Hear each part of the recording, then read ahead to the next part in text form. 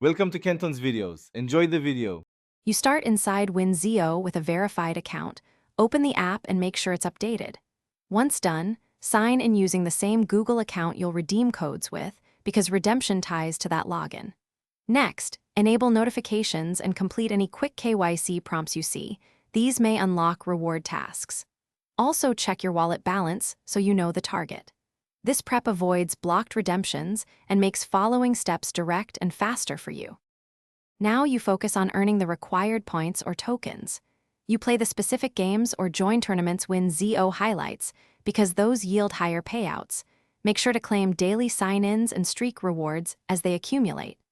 Once you've collected tokens, use the app's convert option to switch them into redeemable points or vouchers.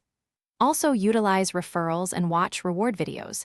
These are low-effort boosts. Keep an eye on event timers so you don't miss bonus multipliers that speed up redemption eligibility.